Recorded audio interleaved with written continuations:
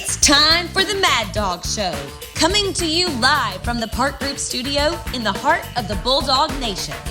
The Mad Dog Show is proudly sponsored by the Sanford Company, Fincher's Barbecue, Sellers Construction, Go Clean Co., Cherokee Brick, Progressive Communications, J. Lee Attorney at Law, Ortho Georgia, Pelicano Construction, Jags Pizzeria and Pub, Bib Distributing, the Butler Auto Group, the Park Group, Corporate Connection, the Dog Bone, and Bulldog Illustrated. Now, here he is, your host, the Mad Dog. Okay, all you really need to know is that Lindsay Scott is on this show. Everything else is just fluff. So get ready for Lindsay Scott. But in the meantime, man, bye weeks are so boring. The only thing that's good about them is you get to root for other teams to lose. And you did it too, admit it. I pulled for Clemson to lose the battle of the ugly orange uniforms. And they tried as hard as they could. They even benched their quarterback, DJ Ukulele. But in the end, they won because Syracuse doesn't know how to coach. I pulled for LSU to lose because I loathe Brian Kelly's condescending arrogance. Unfortunately, Ole Miss is missing a defense. Turns out they're paper rebels. I pulled for TCU to lose because I don't want them hanging around at the end of the year undefeated, muddy in the water. Kansas State fell apart in the second half to hand the Horny Frogs a win.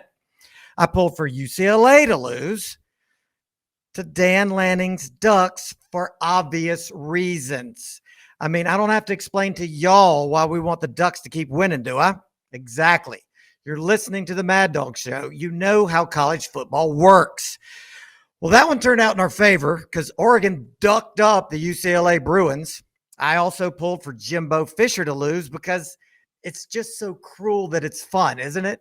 I mean, all these top-ranked recruiting classes, and he just continues to devolve.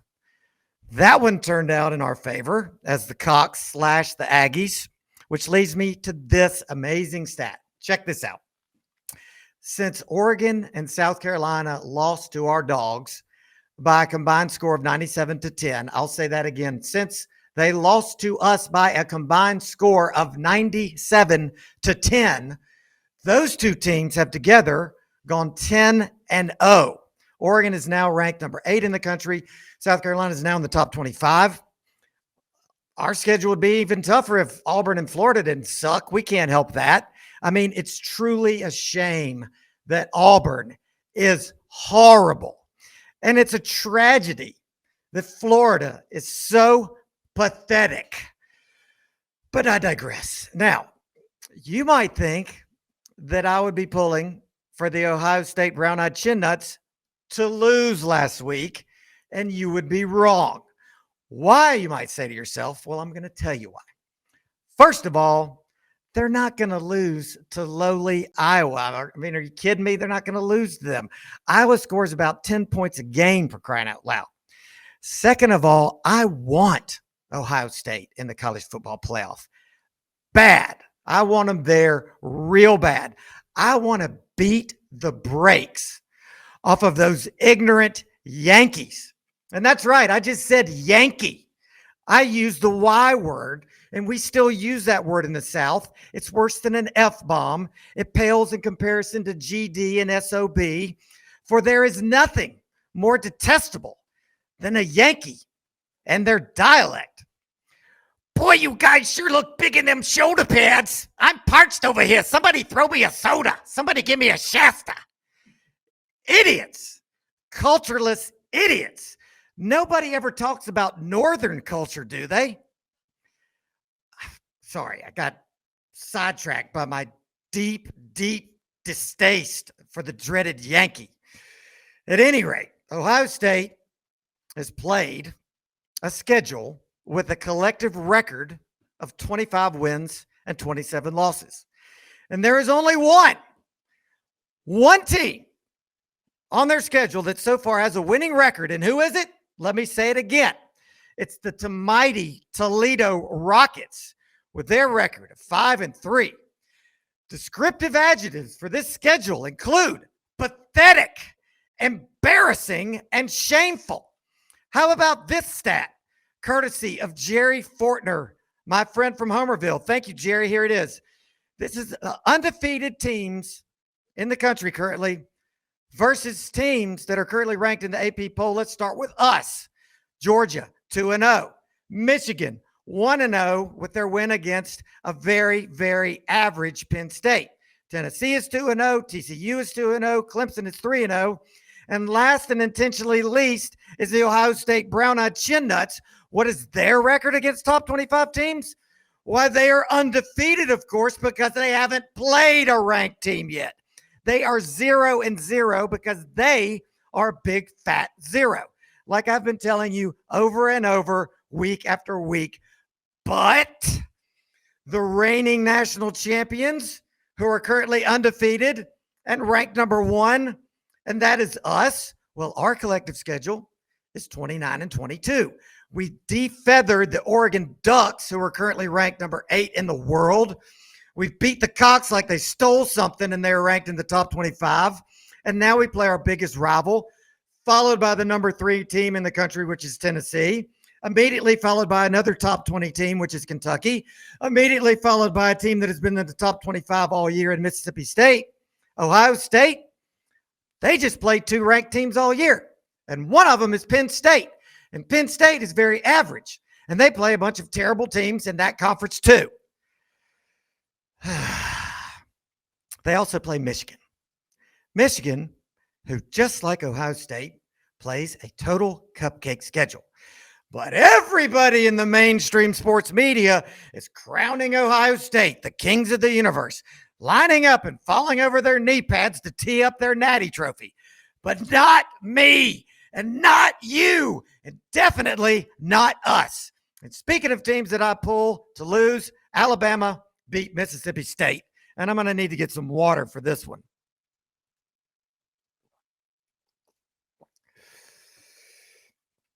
Alabama beat Mississippi State. Strangely, you may have noticed somebody on that field who you thought certainly wouldn't be on that field after what they had done.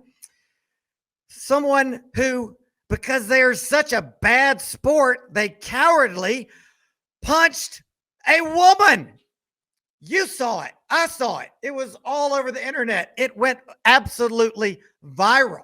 And I'm not going to waste my breath uttering this guy's name.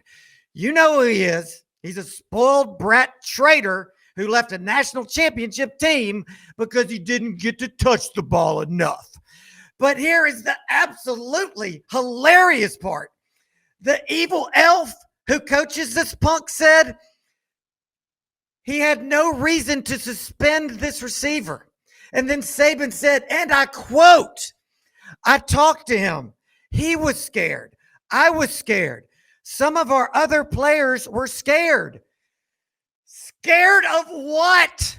You're in a full pads. You've got a helmet on. Are you scared of a girl? Are you scared of pom-poms? Are you scared of a trombone player? Are you scared of the flautist? You're scared of hillbillies in orange-checked overalls? This is the most ridiculous thing I have been forced to try to believe. Let me see if I have this straight. At the University of Alabama, a football player can assault a girl on camera in front of the entire planet, and as long as he says he was scared, then it's okay. What is happening right now? What kind of world do we live in where Saban is allowed to get away with that rubbish? If I spit on a cat in public accidentally, feline freaks would be camped out in my front yard and picket my place of business with signs that said, cancel Mad Dog, meow if you hate Mad Dog. But this idiot can hit a girl in public and keep playing for Saban because he says he was scared.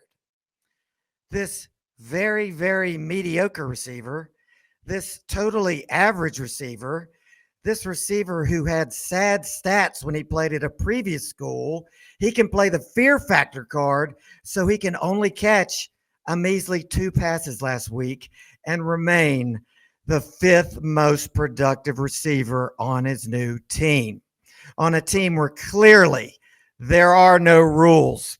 Okay, got it. Got it, Bama. Bravo. You have zero class, just like we always knew and will always know. But enough about my Bulldog bitching. Let's start the Halloween show. GTP, yo, get the picture.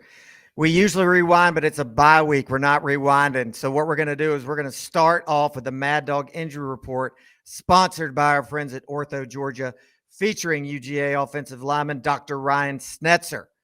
Then, when you hear the familiar refrain by Led Zeppelin, "When the Levee Breaks," you will know that Vance Levy is joining us from Bulldog Illustrated.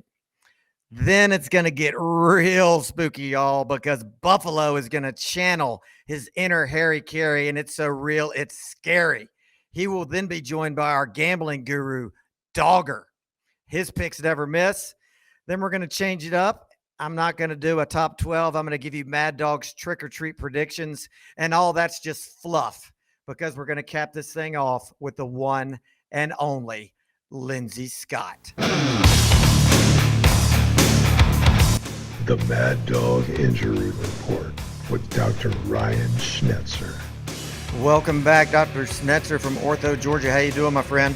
All-American team. Hey, man, let me fix it. Full of lies.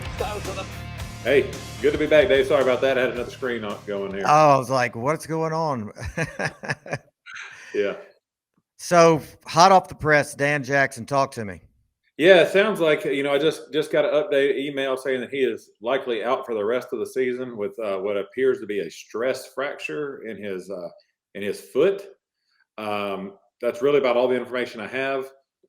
Typically, that is what we call a Jones fracture, which is a break in the foot on the outside along the kind of the base of the little toe.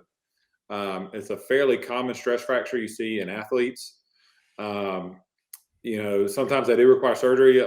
Even when they don't, you're still looking at a minimum of a 6-week recovery, usually a little bit longer. Mm-hmm.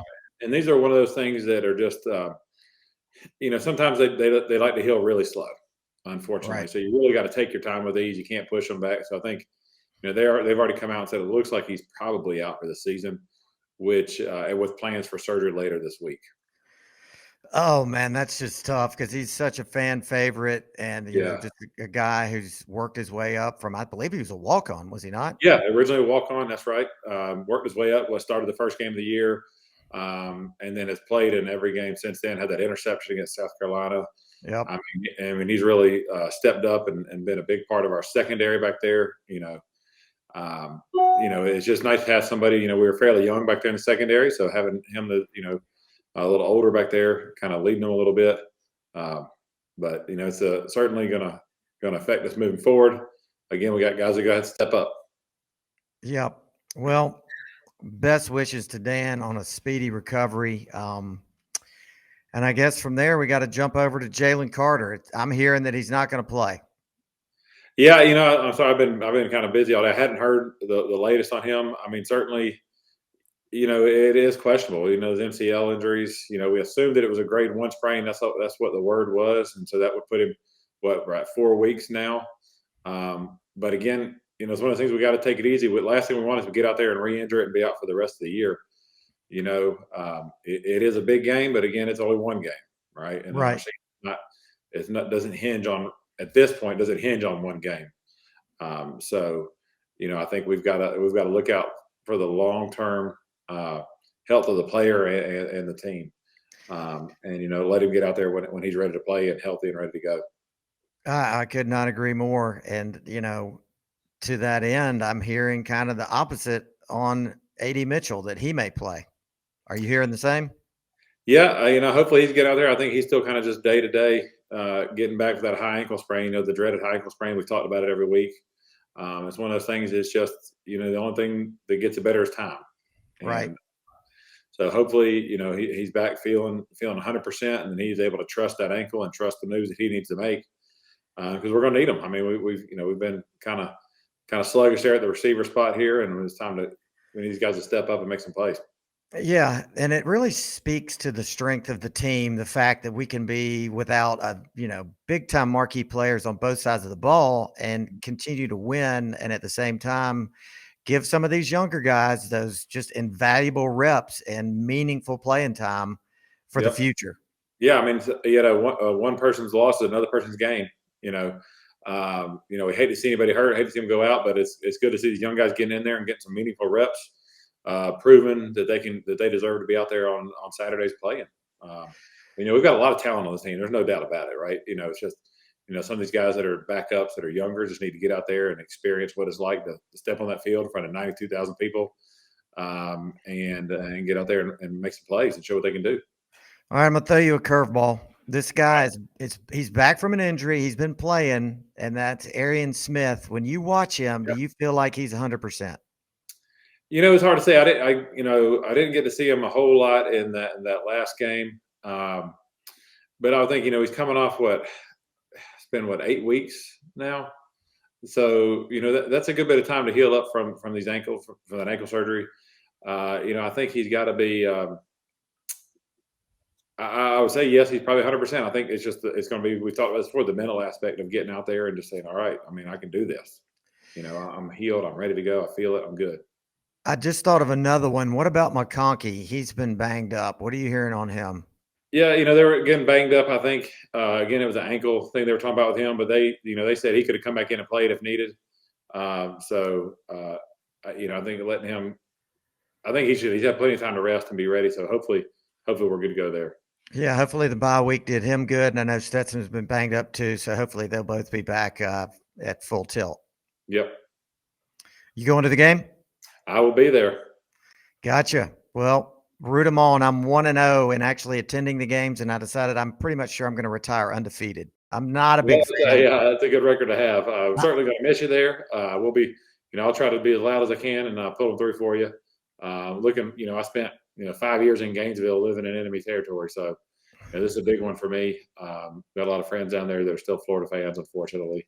Tried to convert them when I was down there. They just really wouldn't have it. But, well, just go down there and make sure we cover that big 22.5-point line. That's right. Actually, just come back with a win. I'm about to say, as long as we win by one, it doesn't matter. If you win every game by one, you're still national champions. There you go. Yep. All right. Thank you, Dr. Ryan Schnetzer, as always, for coming in and giving us a great injury report. And go Dogs. Go Dogs. Let's go in the basement with Buffalo. Welcome back. Unfortunately, Buffalo could not be here, but Harry Carey has joined us. Hey, thanks, Mad Dog. It's so good to be part of your Halloween bonanza this year, as usual, before the Georgia-Florida tilt out in Jacksonville. What are your thoughts on the game? Well, I've got a few thoughts on the game, but I'm going to get to those in a good while. First of all, I'd always like to start off talking about the Cubs this year, who, once again, despite the greatest efforts of manager Joey Amalfitano and players such as Ivan DeJesus, Manny Trio, and Leon the Bull Durham, they did not make the playoffs again. So I'm able to turn my attention to my favorite football team, which happens to be the Georgia Bulldogs. Good. But being Halloween week, I would like to stop and talk a little bit about some Halloween candy. Mad Dog, I'd like to know what kind of candy you like. What's your favorite Halloween candy? It's Starburst, baby. The pink ones. Only the pink ones. The newfangled candies of the younger generation. But myself, I like a good a Clark bar or Zagnut. Zagnut bars always hit the spot with me. And of course, I like a good box of Red Hots. But I'd have to say my favorite is is a candy many of your viewers may not even know. It's called Benno Honey, and it's kind of honey toffee.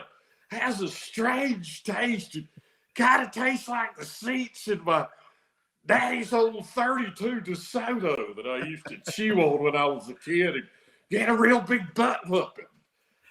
But I would like to say one thing. I have a big problem with Cracker Jacks. Why's that? Well, if you're a young man from humble origins, such as myself, and you spend your hard-earned money on a box of Cracker Jacks that you've been saving up for, and you dig down into caramelized popcorn and peanuts, and you look down at there's no prize. There's nothing bigger, a bigger letdown for a young man or little lass than to find that there's no prize in the Cracker Jacks. I'd have to say, it's one of the most asinine marketing campaigns that I've ever seen, and I'll never speak in laudatory terms about Cracker Jack. In fact, if I ever see Cracker Jack and that mangy, flea-ridden butt he travels with walking down Waveland Avenue, I'm going to give him a good sock in the nose. Oh my gosh. No, I would have to say that your candy choices leave a lot to be desired, old man. Well, that's what we had back in those days, and I still like. I don't like all these, popping in your mouth and all that. That seems a little too new age for somebody like myself. I like Budweiser. I like Zagnuts. And Red Hots. Red Hots, yes, I like a good Red Hot. Been around since the 20s. I don't even know what's in a Zagnut bar. I don't know that I want to.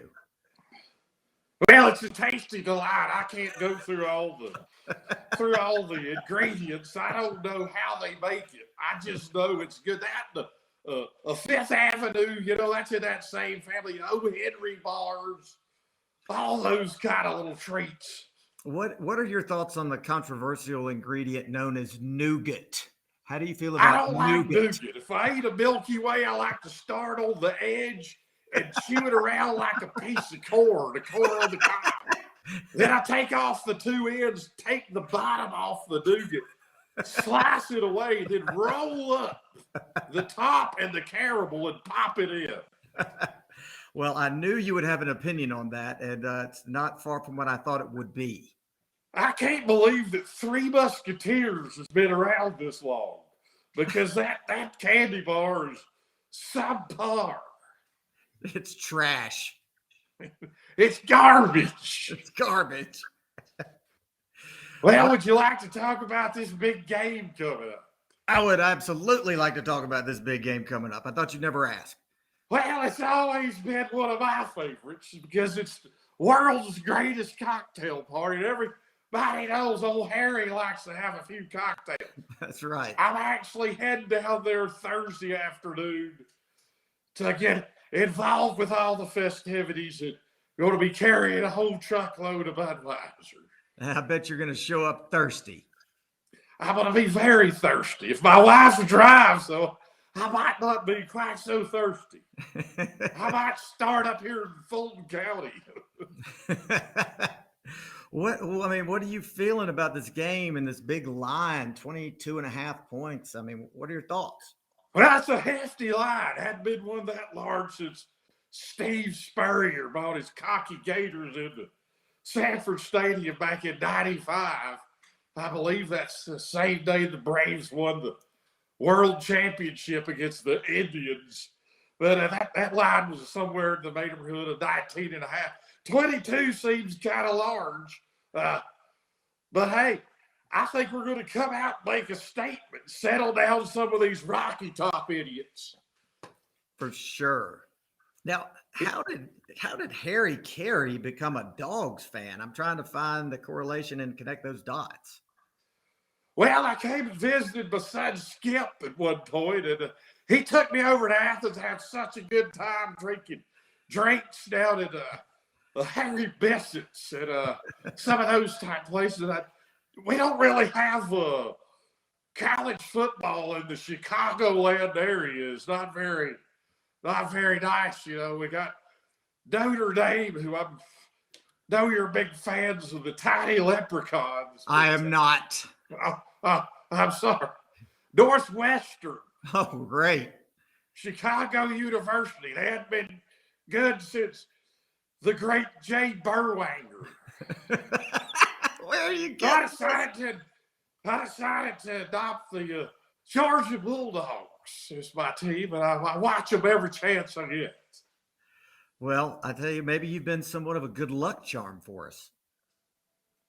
Well, hey, I wasn't back in the late '80s or early '90s, if you will. We had a few stumbling blocks, but I think that now that Larry has joined forces with me up here in heaven, we've really brought some good times in Athens. Yes, indeed, you have. You absolutely have, Harry. I think some of the keys to the game is if that pesky wingback of ours, Torrin Kirksey, can tote the mail on Saturday. Whoa. Well, I believe we've got what? Torrin Kirksey, he was years ago. What are you talking about? Well, I thought he was the halfback we had there. We handed the ball to Torrin. He wears his shoulder pads one size too large, and he shakes them back and forth like he did that night in Clemson and throws the defenders off. And he's not the current running back, you say, Mad Dog. No, we haven't had him nor a wingback nor a halfback in quite some time. I don't know. Well, I'm pretty sure we'll be able to run the ball with whoever we've got there. As long as we can stop Wayne Peace in that Florida offense. You know, he calls those receivers the Peace Corps. You're going back in time again. Wayne Peace is decades ago. Well, Mad Dog, when you get to be my age, things run together. You know, you can't remember one player from the next. Well, I think I just spoke a minute ago saying that Joey Amalfitano was our manager up at Chicago Cubs, but I've been told by one of my aides that he last managed back in 1980, so you'll have to bear with me.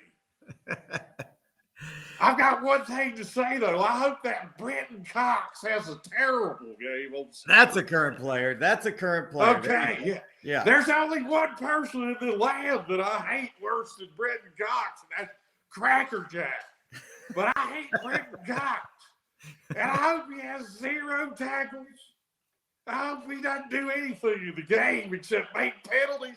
Actually, I hope he plays like he did when he played for us back in 2018, when he had to come in and play against the Tide in that SEC championship game, and he screwed the whole game up with his poor containment of Jalen Hurts. That's exactly right. Now you're really hitting on all cylinders by bringing that memory back up.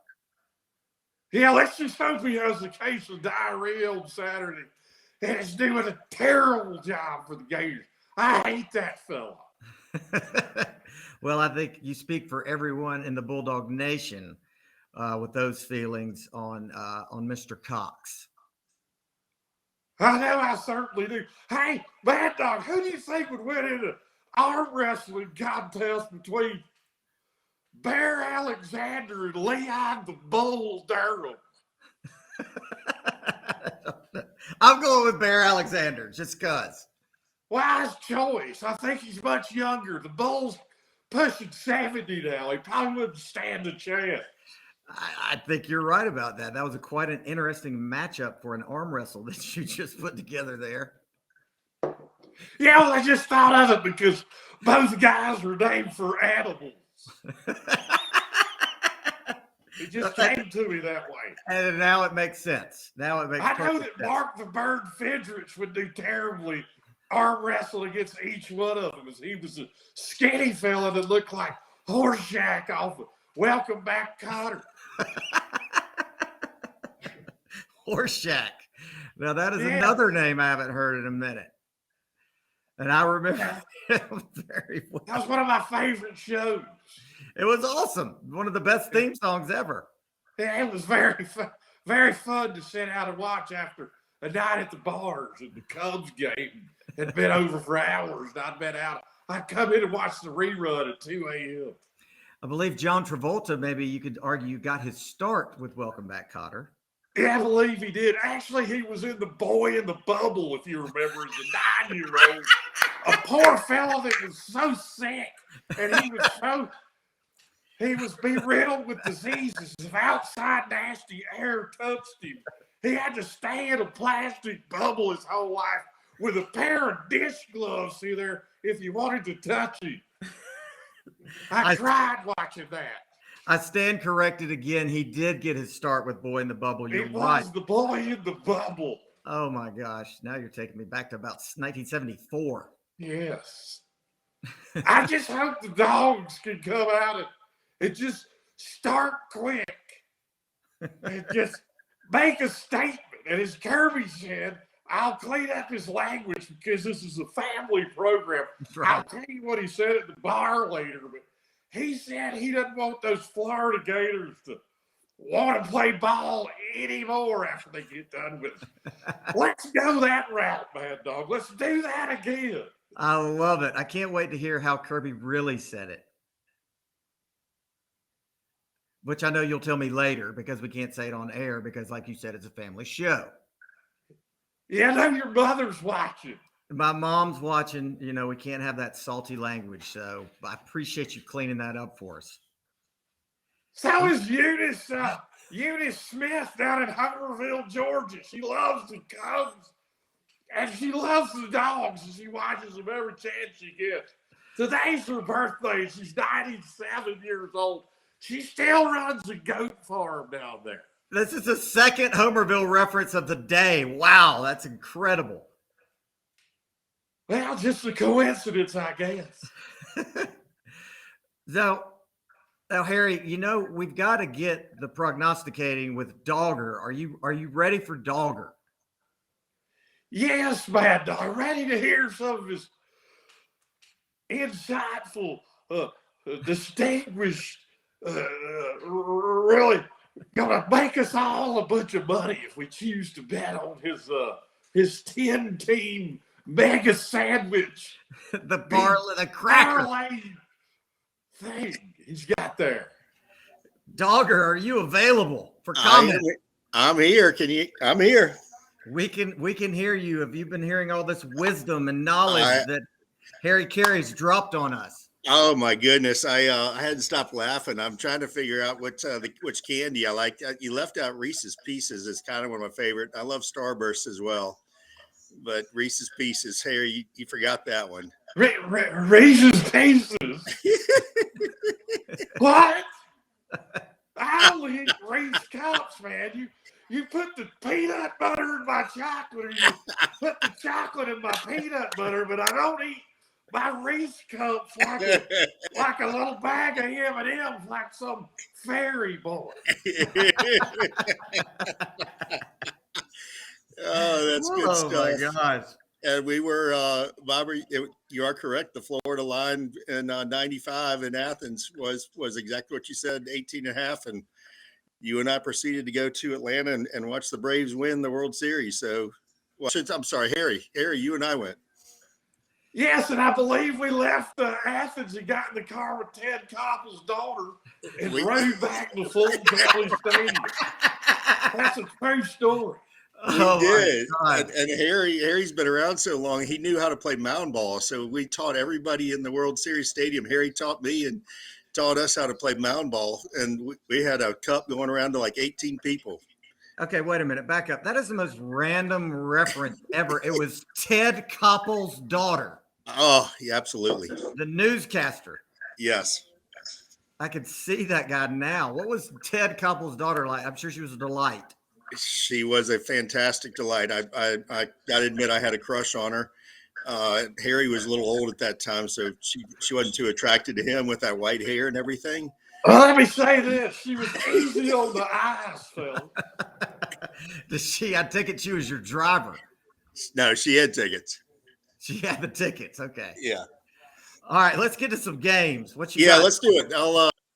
Let me give you a recap. I missed being on Mad Dog the past 2 weeks. I did do a little bit of research 2 weeks ago. I did none this past week with the dogs off. Played golf all weekend. Had a good relaxing time. But so the dogs went in 55-0 against Vandy. They obviously covered by 22, excuse me, but went under by 3. And We did our part. we did our part, no doubt. Just a lot of people that I saw had the over, so I think Vegas won a little bit of money on the under. It's going to be a huge week. Obviously, us going down, world's largest cocktail party. Going to be a good time. So I'm fired up, super fired up. I think Bert mentioned a few weeks ago on your show, Mad Dog, about the time we traveled down there, and he got my driver's license confiscated in St. Simons. That's Luckily, we didn't get that back, but it's always a good time to go down there to the island and then over to Jacksonville. So yeah, we are going to go with the same format. We're going to go with the Thursday night parlay. Okay. And Thursday night is 7:30 is NC State against Virginia Tech. And NC State is 13.5. We're going to try NC State and the under. And that still pays 13-1. I'm going to back up real quick. I actually did 2 weeks ago. I had everything typed out. We went 9-3. So and I raised it to a 12-team super cracker. Oh, what? Well, it wouldn't have won. You got to win all 12. Right. But I won. Yeah, went 9-3. Yeah. So that pays 1,100-1. So I'm going to do a 12-team again. Okay. And we're going to try to hit all 12. So there's your Thursday night parlay, and then SEC straight up winners. I went from 3 to 4 of those. You have at 12 o'clock, you have Arkansas versus Auburn at Auburn. We're going to go Arkansas -4. Auburn, I feel like, I know they've been playing a little better, but I feel like they're going to kind of continue to fall apart. Yeah, at 4 o'clock, you have South Carolina versus Missouri. South Carolina's -4. I'm going with Mizzou. Wow. Okay. Yeah, I know. A lot of people like that's. I'm not trying to be a contrarian there, but yeah, that's what I'm going with. And then at 7 p.m., you have Tennessee -12.5 against Kentucky. I'm going Kentucky, thinking that the Vols. Yeah, I'm really thinking they're going to be looking forward to coming to us the following week. Right. So maybe not be too focused on that game. And then 7:30 p.m. you got Ole Miss -2.5 against A&M, and I'm going to go. Both teams obviously lost this past weekend. I'm going to go with Ole Miss -2.5. Okay. All right. And then you have your 3-team total teaser. So you get 10 points on these, and you have to win all 3 to win what you bet. You have Illinois versus Nebraska. The total is 50.5. I'm going to go over 40.5. Okay. And then you have Kansas State versus Oklahoma State. Oklahoma State's been putting up a ton of points. Right. The total in that game is 56.5. I'm going to go over 46.5. Okay. And then on the Dogs, the total is 56. I'm going to go over 46, hoping that the mailman comes out and goes real, just burns them up with the tight ends is kind of what I'm thinking. He's going to use those tight ends left and right. I like it. And then, Bobber, I heard you mention something, or Harry, I heard you mention something earlier about a Northwestern total. Yes, he did. Yeah, there's 31.5 here in the Chicagoland area. 31.5. Total crack, dog. Well, Harry, I could see that final score being 9-3. Well, let me say this about that. Iowa has not scored an offensive touchdown since the 48 Rose Bowl when Eleanor Roosevelt was on hand. And let me say something about Eleanor Roosevelt. She makes Ruth Buzzy look like a supermodel Cheryl Teagues. Eleanor Roosevelt was hard to look at no matter how many Budweisers I consumed that day there out in Los Angeles. I don't think the game's going over. I love the way you brought all that together at the end. Exactly. Yeah, I'll definitely. I don't have that in my list here in the 12-team super cracker. I didn't have that one down, but I may have to do that on the side later. Good choice. All right, I do have for the 12-team super cracker. We have Syracuse against Mad Dog's favorite team, Notre Dame. Syracuse -3. I'm taking the Cuse. Like it. And then you at 12 o'clock, you have Florida State -23.5 against Georgia Tech. I like Georgia Tech. I like that. Yeah, I do like Georgia Tech plus 23.5. Sorry. Yeah. And then Oklahoma -1.5 at Iowa State. I like Oklahoma. Okay. I know they're just so up and down. It really is kind of a toss up. They're a cracker wrecker. You just can't. You don't know what's going to happen. You probably should avoid that. That's a great way to put it. They're a cracker wrecker. Yeah. TCU. Call that Cracker Jacks. They are a cracker. Wreck a kid's mind.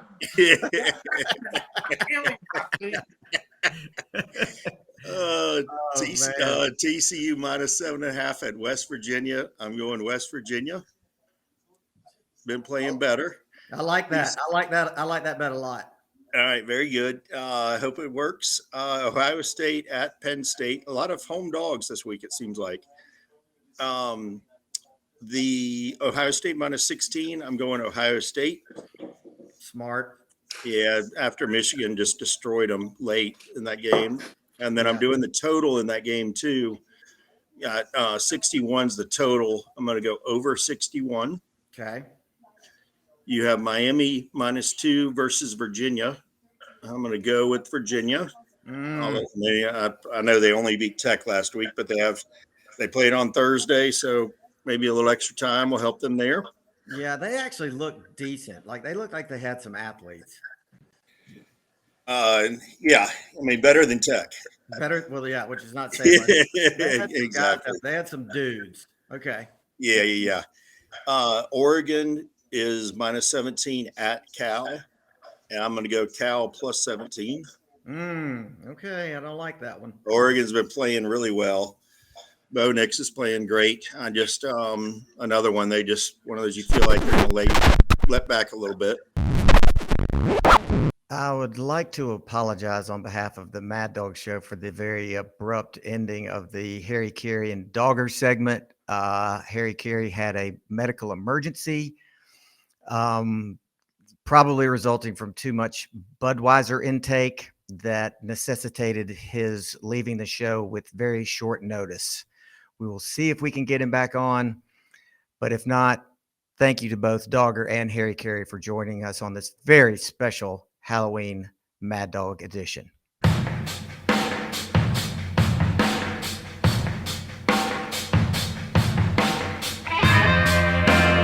It's time for the breakdown with Bulldog Illustrated's Vance Levy. And now we have with us Michael Myers, who ejected Harry Carey and the Dogger. What's going on? Oh my gosh. Harry had to go. What's wrong with Harry? I mean, he's 6 sheets to the win. Oh man, that guy, he can put away the Budweisers. He's built up quite a tolerance. I mean, he hadn't quit drinking since the Braves lost. Yeah, that sounds about right, man. That is a freaky costume. Well, I didn't get the memo about the Halloween, so I had to see what I had upstairs. So this is the Halloween costume I didn't wear last year. Yeah, just all kind of evolved, very spontaneous and natural. Are you the LSU pimp? I don't know if we can say pimp anymore. I prefer hustler. Okay. Um, Yep. but and I'm very peaceful, as you can see. Yes. Yes. I love it. So, I mean, talk to me. It's the big week. It's the world's largest outdoor cocktail party. What do you got? I mean, first of all, I can see why we have to fight you making people down here on St. Simon's, because glistening skies and 70, 75 degrees the last few days. It's been perfect. Like I Oh said, man. there's a reason there's been decades of St. Simon's and Macon boys getting in scrums. I mean, that's a whole nother show, I think. We could bring in literally generations of people who have, been in brawls down on the island. Just Glencoe versus Bibco. There were some good ones, like people out in the ocean, hospitals. I mean, there's a reason. We have to remind you guys that y'all just visit. Y'all don't live here. Well, I mean, and I've never understood the whole let's go on vacation and fight thing. Even, Yeah. people in high school, I'm like, you guys go ahead and fight. I'm going to sit over here and spectate. There you go. I agree 100%. So you're down there. What's the vibe? What's it feel like on a midweek? I mean, people are starting to get here a little bit. Like I said, the weather is freaking fabulous. Right. But yeah, I'm beginning to get friends that are chirping about what's going on this weekend, live music. It's funny. A lot of people started there's a lot of parties these days. Right. My joke is Georgia, Florida parties are in vogue, which, is just one more thing to kind of, keep the weekend full of fun. Yeah, exactly. And I guess those kick off, on Monday. Somebody's got to have the first one. That's right. Yep. The alumni. So there's something tomorrow for the Alumni Association down here. And then, yeah, people. What was the vibe last week, bye week in Athens? I mean, as I wrote in this week's issue, all anybody wants to talk about is Tennessee. Right. And of course, even ESPN Game Day, they talked about it for 2 or 3 minutes on Saturday. Right. Which is primarily why I went with the 0 look ahead cover. It's hard not to want to focus on that game, but right. Anybody that's been to Georgia, Florida, over the decades knows that, it may be cliche, but you can throw the records out, and the best team does not always win down in Jacksonville. And you can bet Florida would love to make their season by taking out the number 1 Georgia team. There's absolutely no question about that. And my nightmare or, have Richardson going bananas, Brenton Cox having the game of his lifetime. So obviously Kirby's blocking out all that noise and getting those guys locked in so that there is 0 look ahead. I mean, how do you think he's able to do that? Well, I think he's going to tell you that every week. And that is the key, now again, the off week afforded them a little extra time. Both teams are getting, they're, when you don't have an off week, it's one prep after another. I mean, I know from doing Bulldog Illustrated, I mean, as soon as I just finished the Tennessee layout. I mean, we're on to the next issue of Bulldog Illustrated. I mean, you don't have a whole lot of time, but when you do have an off week, and that's a lot of times, speaking of your last guy, your betting guy, there's a reason teams coming off of off week, sometimes catch the right team not coming off of one. I mean, if you look back at, Dooley's success against Florida, people forget that Georgia had the courtesy of Florida always played Auburn the week before us. Right. And of course, Spurrier, once he got to Gainesville, he got rid of that real quick. Sure. And then, Athens did the same. To me, it's great that both teams do have their off week because you do kind of come in with an even deck. But back to Florida, my biggest concern when you look back to the 1985 upset of #1 Florida, what happened in that game? Well, Georgia's running backs, Worthy and Henderson, went off. Right. Florida's their transfer, I guess it's Montrell Williams, I believe, from Louisiana, has had a great year. And then they've got Etienne's little brother. Right. So that's what I worry about. If I'm Florida, I'm going to see if they can stop our backs and keep our offense off the field and see if they can move the chains and go from it there. That's my big concern is how good of run stoppers are we? Well, and the word is we're not going to have Jalen Carter to help. Are we going to have Smile Munden back? That was when you heard Kirby, it wasn't right. It sounds very iffy. It does. Same with AD. I don't know. I mean, and I get it. I mean, if they can't go and you're going to re-injure them, I mean, the November gauntlet is for real. Yeah. So if they need another week or two to be ready for what's ahead, I mean, they know what's best.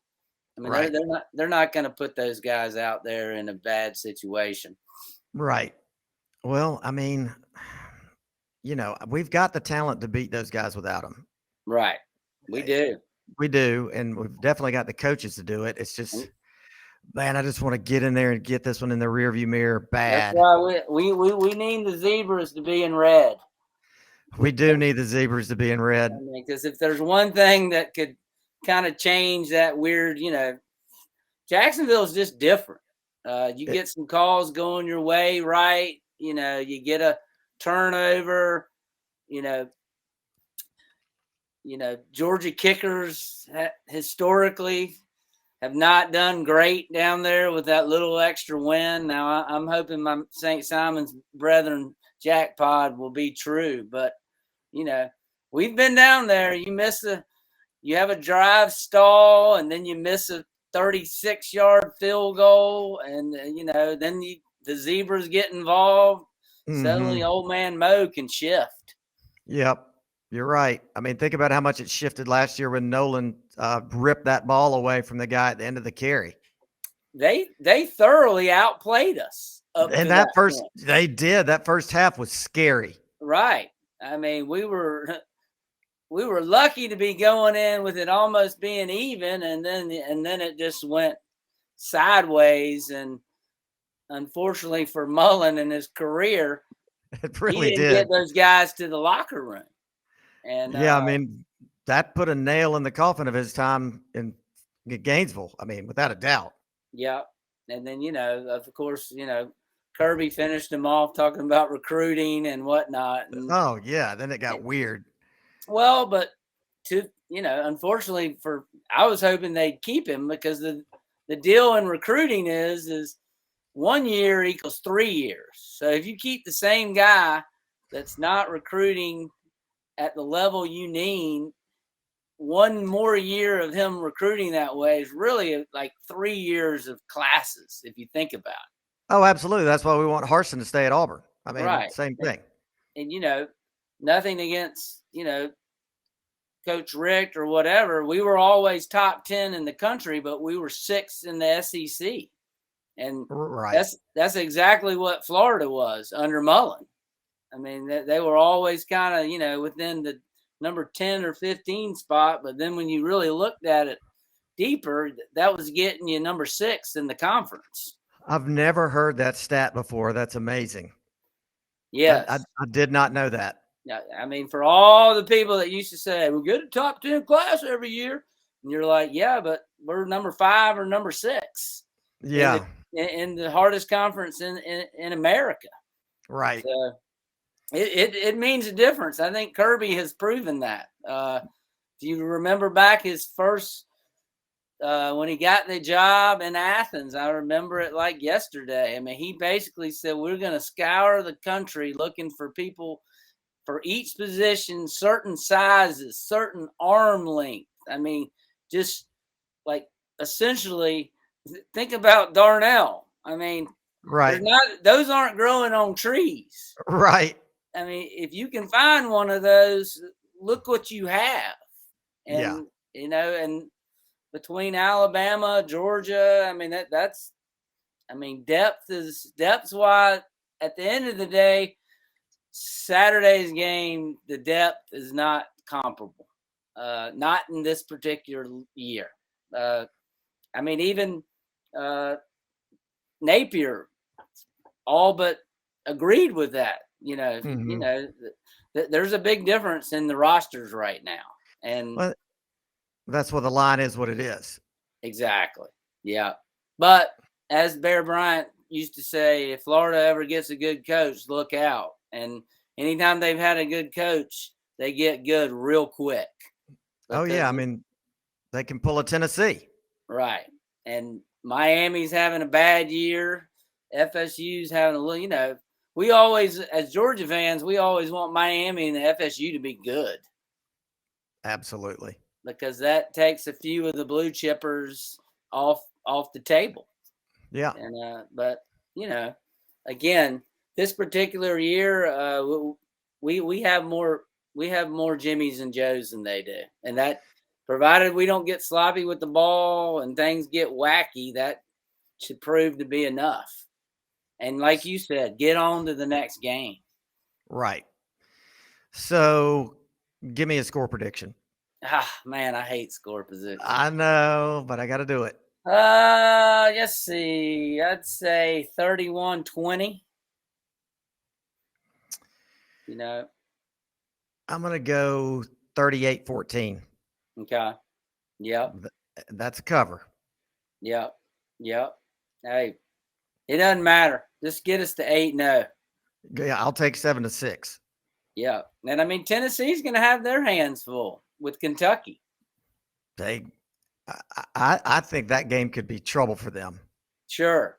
I mean, now it being in Knoxville definitely help. That helps them. I mean, because just like the Phillies have proven, man, when you're hot, you feel invincible. That's right. And the Vols feel invincible right now. You don't feel like Superman. You are Superman. You are Superman. You can fly. Inside joke. But Kentucky almost comes in there with nothing to lose. They're kind of out of it. They wet the bed against Ole Miss, should have beat them. South Carolina, they didn't have Levis, and now they obviously got him. They come in there and play a little defense and play their normal offense and grind clock and keep Tennessee off the field. It could happen, but not that I want to play. I don't want to play Tennessee off a loss per se, but I'll take it. And the fact of the matter is, it doesn't matter either way for either team, quite frankly. And that's like by the time I got to the halftime of the Alabama-Tennessee game, and they were all asking me, who do we want to win? In my mind, I figured it out that we wanted Tennessee to win because having the ability to beat Alabama, let's say we got to Atlanta. I'm not saying that's a lot, but I love the ability to punch Bama out of the playoff and not have to play them twice. And that loss helped that a lot. Yeah. I mean, that's a great point. And, we were going to have to beat Tennessee either way. Sorry. We were, and I'm never sad when Alabama loses. No, it doesn't happen very often. It does not happen very often. And, it's just, and also I love to see it when Saban rants and raves on the sidelines when somebody muffs a punt or something silly like what happened. Hey, and I know that Tennessee's calling that the greatest game ever, but when I went back and I was watching it from the stadium, and that was one sloppy football game. Very. I mean, both sides. Right. I mean, it made me feel good because I think Georgia still has the least amount of penalties in the SEC right now. That alone made me feel good that we get either one of those teams being sloppy like that, and they better look out because so knock on wood, we haven't penalty wise again the Zebras. We've been stellar in that department. Right. Well, and I think our defense probably ranks, if not first and tops in the conference in scoring defense. Yeah. Oh yeah. I mean, it's amazing with no Jalen. I know it a really bunch is. Of freshmen. I know they're getting valuable time out there. I mean, Keely's kind of having the sophomore sort of. I'm not going to call it a slump, but I mean, he's still a young defensive back learning his way in the SEC. And I mean, Missouri picked on him. They did. They did not care that his name was Keely Ringo. They absolutely picked on him. Well, Alabama picked on him. He happened to just be in the right place for that pick. I mean, his game before that was not a great game. Right. If you remember, they picked on him a lot that night. Yep, they did. They did. So, but again, what is he, 20? Yeah. I mean, he's only a sophomore. So, I mean, then that's what makes Stark so incredible, the way he's playing right now. I know. And he's going to do nothing but play more given Dan Jackson's injury. Oh, man, that one hurts. I know. It hurts bad. It does. I mean, that's just another level of comfort on your back end. For sure. And of course, some people, you can't cover anybody. I'm like, yeah, he's really back there at safety. He has one job, not to let it get behind him. Right. Exactly. And you can compensate not having all the physical traits as long as you get depth and keep the play in front of you. Yeah. And don't try to jump a route when your agility doesn't give you the ability to do that. And boom, touchdown. Exactly. Yep. Hey, I want to give a quick shout out to Russ Campbell for the cover of Big DW. Is that Russ's first cover for you? It is. Nice. It was perfect. Like when I figured out what I wanted to do, I scoured all our photographers for a great photo of the Big O, and that this one was cool just because, I mean, his eyes. I mean, it's kind of hard. There we go. It's often kind of hard to get inside a player's helmet. Yeah. Uh-huh. Which is why sometimes I really like when we get photos of them without their helmet on. Right. So yeah, that was, and as I wrote, I also chose Big O because he kind of goes with my narrative that we've got bigger, faster, more than Florida right now. Bigger, faster, stronger. Yeah. And quite frankly, the same goes for Tennessee. Yeah. I mean, they're closer to us, but Heupel's had another year. Right. But, I said at the beginning of the season that depth-wise and with Stetson and the Nolan Smiths of the world coming back, I mean, I liked our chance to get back to the playoff because of all those intangibles. So I could not agree more. It's still all there for us. Yeah, I mean, it's really an opportunity because as Beamer, everyone in the East is showing it's going to be tougher sledding moving forward. Without a doubt. With the only person that you don't have to worry about is Vandy. I mean, everybody else is coming up. Yeah. I mean, Missouri should have probably, they pretty much should have beat us. Yeah.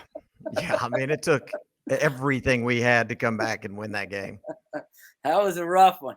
Yeah. That was an early Halloween. It was flat out spooky, ugly, hard to watch. Well, and you got to think Florida's probably going to do the same defensively. Yeah. Yeah. And, that's, God, we need AD back. Yes, we do. But he's back when he's back. And until then, we got to, go with what we got. Yeah. Be smart with the ball. Yeah. There's nothing wrong with punting. And thank the down under sensation when he's had to kick it, he's done well. Yep. Thorson. And that's key. Yeah. But then again, those wins along the St. John's, you never know. Oh God, now you're scaring me. Hey, somebody's got to preach a little bit of this remembering. You're right. You got to keep us grounded. I mean, JD would be pissed if I didn't. That's right. We might be the only two Bulldogs left out there. Everybody else is already in Malibu. Yeah, exactly. That's a great point. I won't even tell you a comment I made about that today because at times I can get ahead of myself on that as well. Yeah, well, I have decided if we don't end up in Atlanta, and that won't be a good thing because that means we coughed one up. Right. If we end up in Arizona, you pick the mountain spot in between that and the Natty. I'm just going to there's no reason to come east. Well, that's a great point. I'll see you in Colorado. I hear you. Yeah, just dip down there for 3 or 4 nights and then off to Malibu. Here I go. See, it's fun. Yeah. It's fun to daydream. Yeah. Vance Levy travel agent, sports travel agent. It's a new side hustle. Just get me back down, back up 95 about 7:30, or even better, about 6:15. Yeah, exactly. Because, I think the first time Kirby really laid wood on the Gators, and it was over by 10 minutes left in the third quarter. And, I mean, I looked at my crew, and I'm like, when do we ever have the ability to go to St. Simon's, celebrate, and eat at any restaurant we want because everyone's still here? So, and people are like, I can't believe you're leaving. I'm like, send me a photo of 00. I'm going to Bubba's. Good call. And it was. Yeah. Because, that's the problem a lot at our age. If you stay down there all the way to the end, which I typically do, you don't really get back to 11. You don't really feel like doing anything. Right. You're just ready to go to bed at that point. Yeah. It's the people that don't go to the game that get out and have the fun. And then, of course, the students that have 8 gears. Right. Yeah. Like my 20-year-old son, who I'm hoping comes back without any tickets. Well, if he gets in a scrape, let me know. All right. I'm going to send him your number. Absolutely. All right, Vance. Well, thanks so much for coming on, and go down there and show some influence on those refs. Go scare those refs. Hopefully it's not spooky. Scare some sense into those refs. Vance Levy from Bulldog Illustrated, ladies and gentlemen. And you look out for those Savannah cops. I will. Don't you worry. I'll be the driver. Back third down on the 8. In trouble. Got a block behind him. Going to throw and a run, complete to the 25, to the 30. Lindsay Scott, 35, 40. Lindsay Scott, 45, 50, 45, 40. Run, Lindsay, 25, 20, 50, 10, 5. Lindsay Scott, Lindsay Scott, Lindsay Scott.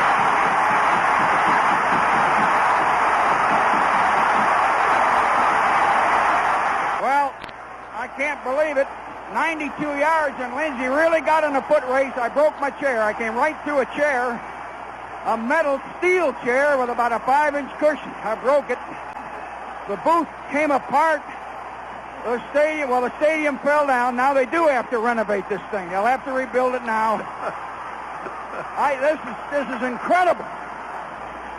This game has always been called the world's greatest cocktail party. Do you know what is going to happen here tonight and up at St. Simon's and Jekyll Island and all those places where all those dog people have got these condominiums for 4 days? Man, is there going to be some property destroyed tonight. And last and certainly not least, we have the honor and the privilege of having Georgia Bulldog royalty join us. He is forever revered by the Bulldog Nation. He is a Georgia, Florida icon. He is a DGD. And he is, of course, Lindsay Scott. What's going on, Mad Dog? What's happening? What's happening? Good to see you. How you doing? It's Georgia, Florida week, man. It's going. We gotta get down to Jacksonville, take care of them Gators, man. Got to take care of them Gators. Well, if anybody knows how to do it, that's you. Well, they're gonna be. I don't know. I just think that they can lay it all out there. I don't think they really have a whole lot to lose. I mean, I think they're gonna lay it all out there, and I think they're gonna challenge us in a lot of ways. But I mean, I think the Dogs will be ready.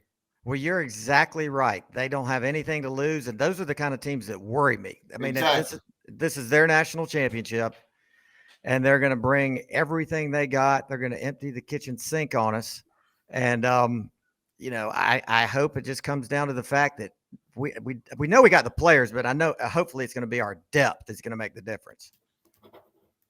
Well, like I said, I got a lot of things going through my mind. I just think that defensively, I just feel like that.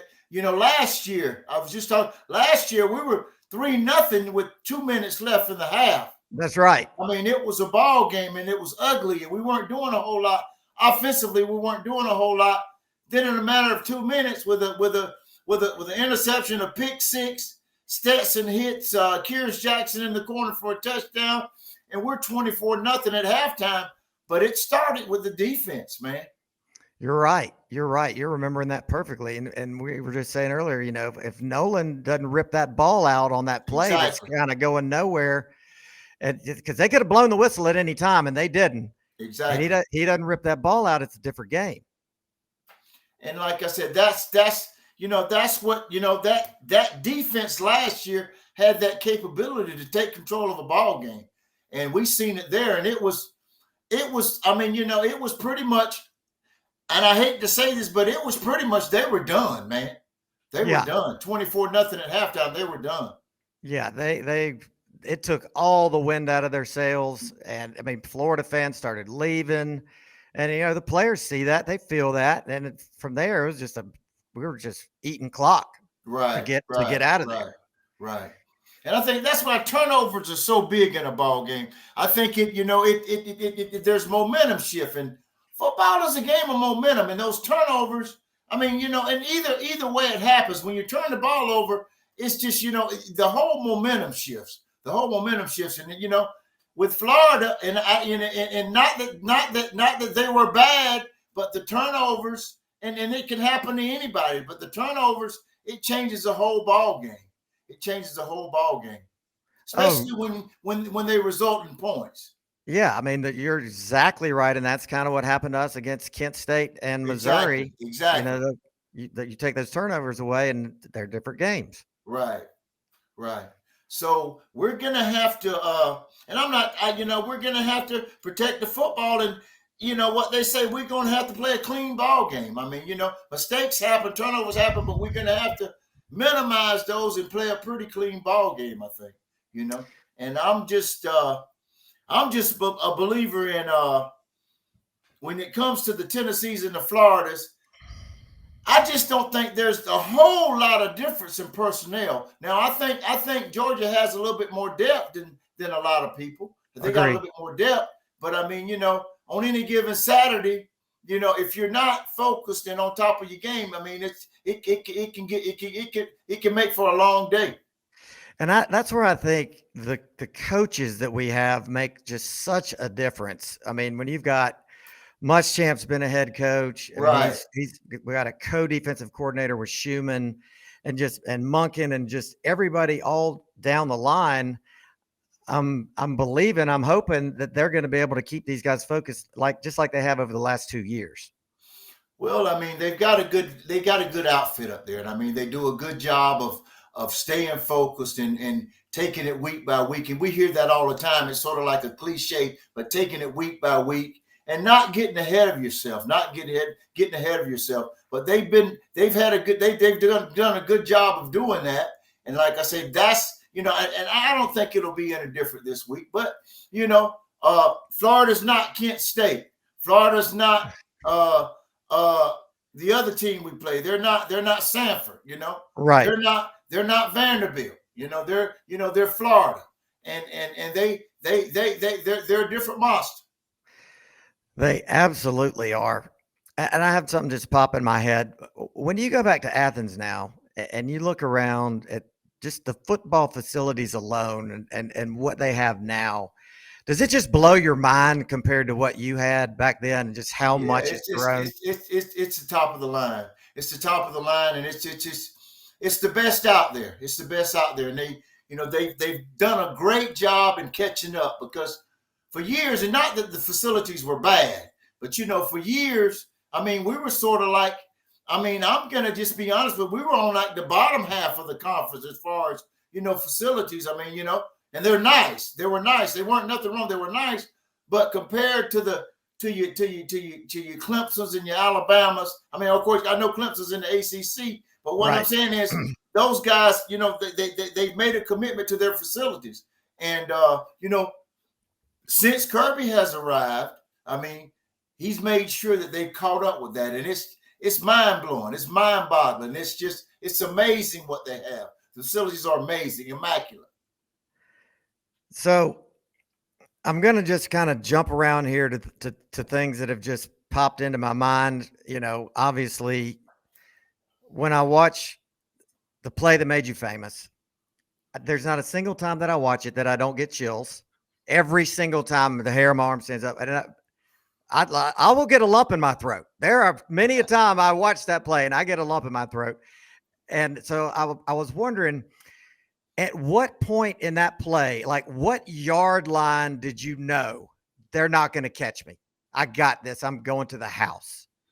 Can you think like, or did that even go into your mind? I mean, that never really crossed my mind. And I football is sort of like, I had been doing it for a long time. And that was, I was in a familiar situation. Maybe not at Georgia, but that was a familiar situation where, you're coached to catch the ball and get upfield. You're coached to catch the ball and get upfield and get as much as you can. But, if you'll notice, and this is something that I've been doing now, if you notice, I spin to the right. To the right. And if I'd have spin to the left, it'd have put me right back in the teeth of the defense. Right. It would have put me, because they were flowing, Buck was going one way, and the defense was flowing the other way. If I go the other way, I turn right back to the teeth of the defense. And yeah, we got a first down. The drive would have continued. But what I did was I went to the right, the outside, and that put me against their flow. They were flowing this way. Right. And once I went right, I went right against the flow. And it took them a second to, once I hit the flow, I mean, I got enough speed to where I got to the outside, and I could outrun those guys. But I never really focused on what I was just trying to get upfield as far as I could, and then I was able to take it all the way. But I broke against the defense was flowing one way. I broke against the flow, and that put me on the outside. Nobody was there, and I was just able to outrun everybody. I've never heard it described that way. That's so interesting. And I'm watching the play now in my head as you're describing that, and you're exactly right. Buck had him flowing to Buck's right. Right. You broke to Buck's left, and their momentum was still going right. Exactly. And then boom, you had that second on them, and that helped make the difference.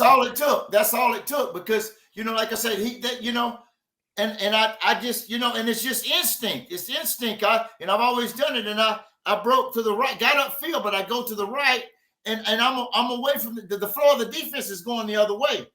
And once I got to the outside, there was nobody there. There was nobody there. And once they tried to recover, it was too late. It was too late.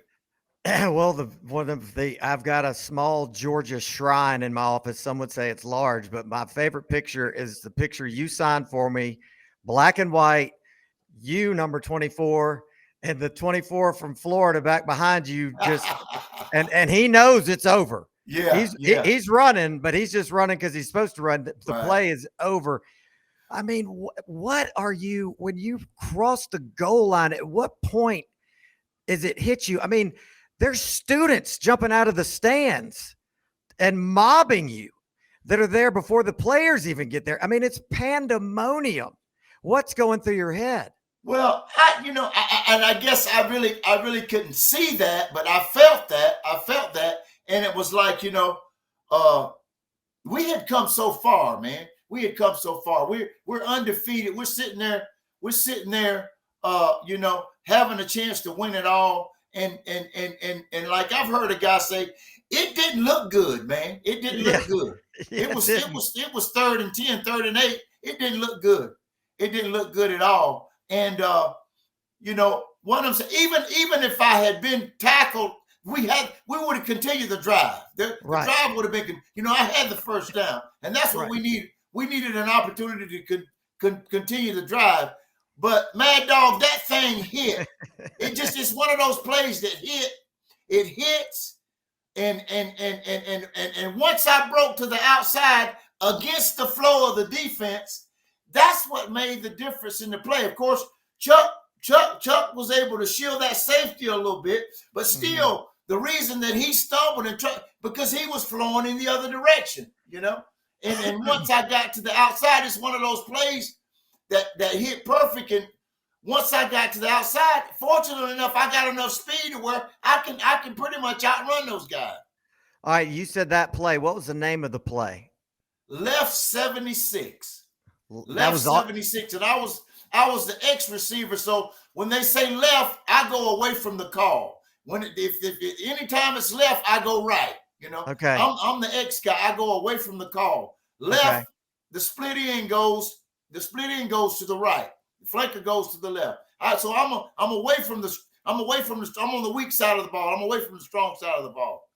So I left 76, which I line up on the right, and it was designed to be a crossing route, to get the first down. The tight end runs a deep post. I mean, the flanker runs a deep post, and I'm in the middle of the field, and they were in a zone. It was zone defense. Right. So the middle of the field was wide open. But as they chased Buck out of the pocket, I had to stop. What they teach you to do is stop and sit down. Stop and sit down. And it was a zone. I stopped and sat down, and he hit me in the zone. But as soon as he hit me, there was no hesitation. I caught the ball, hit the ground, and immediately broke to the right. And it was just instinct. I mean, because I felt like I was going to get tackled, Right. But I immediately broke to the right, and that thing just, nobody was there, and that thing just opened up. And they were chasing from that point on. They were chasing, and fortunate enough, unfortunate for them and fortunate for us, they just couldn't run me down. So, first of all, that play doesn't happen. We don't win a national championship because you could we might have ended up scoring maybe, but you could easily make the case that we don't win a national championship. But you also, with that play, became inextricably linked to Larry Munson. Exactly. So tell me about your relationship with Larry. Well, I mean, and it's funny because, we always know Larry was there, and Larry was always there. And believe it, before Larry had many iconic calls before that call. I mean, Larry was just iconic in himself. But I think that with the fact that we were sitting there in the mix for a chance to play for a national championship, undefeated. Everybody, Walker's freshman year, everybody's, Georgia football is primed to do something good, do something great, to do something different. And once that thing hit, and just that call, and Larry, that call is iconic. I think that, the play was the play, but the call was unbelievable. Right. The call was unbelievable. The play was the play, but the call is what's made that play stay around for the last 40 years. No, makes that play. No. I love Munson, but the call is not the reason that play stayed around. You had a lot to do with it. I'm going to give you. I mean, I understand that, but for people to still get excited and, like you said, get chills about that thing, it's because I think it's iconic Munson. I think it's iconic Munson. I think it's And and what I'm saying, but the thing about that play was, Hudson made the block to give Buck the time, to get that thing. He came back in. Buck scrambled, got open, pointed at me. He did his job. I caught the ball. Chuck shielded that safety, and it didn't take but a split second. It doesn't take much. Just a split second to deter his movement for a split second, and then that thing hit perfectly. It hit perfectly. Well, you're very humble to put it that way, and that is just another very impressive trait about you. And I've often wondered, okay, Lindsay Scott walks into any restaurant in the state of Georgia. Anybody that knows you, somebody's picking up the tab. Now, how many times do you think you've been where somebody was like, "There's Lindsay Scott. I'm picking up that tab just because of that play"? Yeah, well, I mean, the Georgia people are generous, man. The Georgia fans are generous. They love their ball. They love their dogs. They love their dogs. And I tell you what, that I benefited more than not from being a part of that team, from being a part of that play, from being part of that year, and just being able to be a part of the University of Georgia. It's really been a plus. It's been a big plus in my life. And then there's things that you might not even think about like this. So, I grew up going to watch Georgia football games. Right. And after that national championship season, I was like, that's it. I'm going to Georgia. Right. I'm not going to apply anywhere else, and I didn't. I'm going to the University of Georgia. That's where it's at. And then the spillover from that is, I got 3 kids that went to Georgia. Exactly. And it's just an amazing, the trickle down effect of your team had on the entire state.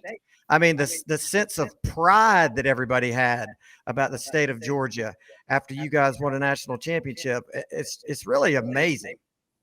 Well, I mean, I just, I love being a part of that. And the Georgia faithful are faithful. They're faithful. And matter of fact, I got to throw this in. My baby just graduated in December. Graduated from UGA in December.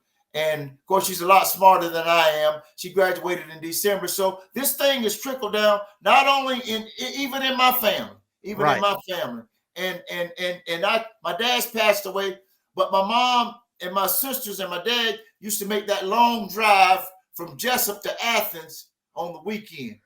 And the way my dad worked, they couldn't leave until Saturday morning. So they had to get up in the wee hours of the night, of course, we played it. When we played in Athens, we had to play at 1:00 every day. Right. There were no lights in Sanford Stadium in 1978. Wow. All our games were at 12 or 1:00. Kickoff was always at 12 because we had to finish. And people don't realize that, but they made that long drive from Jessup to Athens, Georgia. And then, of course, Athens has changed so much. I mean, and we would, after the ball game, we would eat. They would bring me stuff, eat, socialize, everybody. They'd get on that road and get back to Jessup at 1 or 2 o'clock, 3 o'clock in the morning. And it's like, but Jessup is what we're talking. Jessup is a dog town. Jessup is a dog. Blackshear is a dog town. We were just in Blackshear, Stetson. But Stetson's people are from Jessup. I want to clear that up. Stetson Bennett's people, they're Jessup people that moved over to Blackshear. Okay, I like it. So it's always been excitement ever since the Georgia fans love it. They love it. And and if you got that, you got that team. That was the reason that a lot of people decided to come here. It's exciting. People want to come. People want to be a part of it. It's a great place to be. And I tell you what, it's just it's exploded. It's exploded up there now.